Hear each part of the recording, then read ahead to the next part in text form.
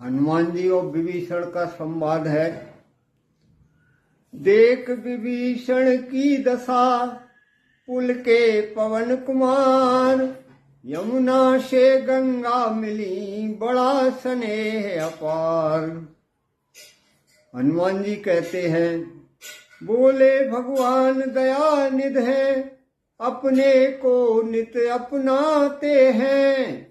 जो जन उनकी शरणागत हो, छाती से उसे लगाते हैं। यह रीत सदा से है उनकी, करते हैं प्रीत सेवकों से। जो उनका ही हो जाता है, निर्भय रहता है कष्टों से। हनुमान जी कह रहे हैं कि हे विभीषण जी, भगवान अपने भक्त को सदा ही अपनाते हैं, अपने भक्तों से सदा प्रेम करते हैं। जो उनको अपनाता है, अपने सब कष्टों से वह मुक्त हो जाता है। उनसे मिलने की राह यही, विश्वासी हो जाओ भैया। अपना सब उनके अर्पण कर, उनके ही हो जाओ भैया। है सत्य जहां भगवान वहीं, है प्रेम जहां भगवान वहीं। हो जाता दया पात्र जब, मिलते हैं दया निधान वही। हनुमान जी विभीषण से कहते हैं कि भगवान सब पर दया करते हैं, वो दया निदान है। आप तो विश्वास करो, मुझको ही देखो बानर हूं, उपचार ध्यान जानता नहीं। चरणों की सेवा के सिवाय दूसरा ज्ञान जानता नहीं।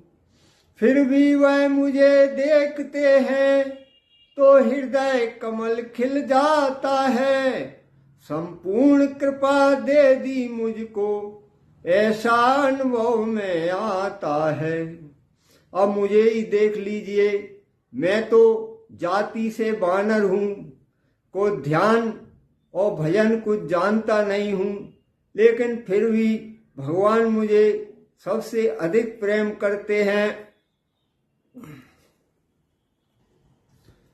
तुम भी तज सात राक्षसों का, आ जाओ भालू कपी गणों में। आचरणों को पाला अब तक, तो अब पहुंचो आचरणों में। इतना बतला दूं जीवात्मा, जब पास ब्रह्म के जाता है, तो उसके पीछे पीछे सब माया का वैभव आता है। इसलिए आप तो राक्षसों को त्याग करके आप भगवान की शरण में चले जाइए। हो सकता है वह दिन आए, जब भाग्य इस तरह चमका हो। सिर पर हो राम विभीषण के, चरणों पर सारी लंका हो। इसलिए जाति भ्रातादिक के, संबंधों में अब रत मत हो। मेरे मत से हे भक्तराज, रघुनायक के शरणागत हो। हनुमान जी कहते हैं कि अब मेरा मत यही है कि आप भगवान के शरणागत हो जाएं।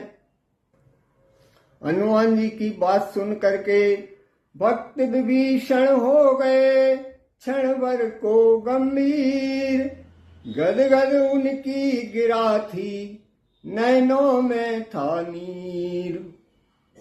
बोले प्रत्यक्ष आज देखी, महिमा मैंने सतसंगत की।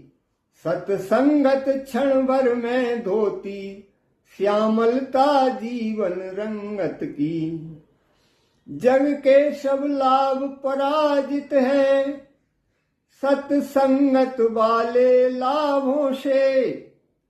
सर्वाग्र तुच्छ है तुलने पर, सत्संगत सुख के बाटों से। विभीषण जी कहते हैं कि आज मैंने सत्संग की महिमा देख ली है। अगर कोई क्षण भर का भी सत्संग कर लेता है तो उसके आगे सब उससे भारी और कोई भी भजन या भक्ति नहीं हो सकती। अब विभीषण जी हनुमान जी से कहते हैं, अच्छा जिस कारण आए उस सेवा में जाओ भाई, मात अशोक वाटिका में सुध उनकी ले आओ भाई। यों तो कुछ गुप्त सेविकाएं इस सेवक ने भी रखी हैं, रहकर अशोक वन में भी वे मेरी निगाह में रहती हैं। हे हनुमान जी, अब आप जिस कार्य के लिए आए हो उसको पूरा कीजिए और अशोक वाटिका में जाकर सीता माता की सुन लीजिए। वैसे मैंने भी कुछ अपनी सेविकाओं को माता सीता की सेवा में अशोक वाटिका में रखा हुआ है। लंका नगरी में भी सीता मिथिलापुर ही की सीता है, श्री रामचंद्र चंद्रानन की ज्योतिर्मय स्वच्छ चंद्रिका हैं। हनुमान जी विभीषण से विदा लेकर के अशोक वाटिका में पहुंच जाते हैं। पहुंचे अशोक वन में जब यह तो दृश्य विचित्र उपस्थित था, कहने को वह अशोक था पर सर्वत्र शोक आच्छादित था। सुनसान विपिन की कुटिया में कुछ रजनी चरी उपस्थित थी, गैर पत्थर पर प्रतिमा सी वैदेही ध्यानावस्थित थी। हनुमान जी वहां क्या देखते हैं कि नाम तो अशोक है लेकिन वहां पर शोक ही शोक छाया हुआ है। कुछ वहां पर एक कुटिया में कुछ राक्षसी बैठी हुई हैं और माता सीता तो एक प्रतिमा की तरह से भगवान के ध्यान में जमीन की तरफ एक टकी लगाए बैठी हैं।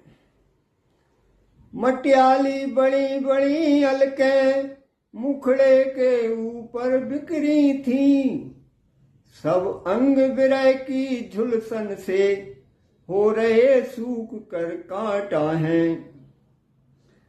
ती ऐसी झीण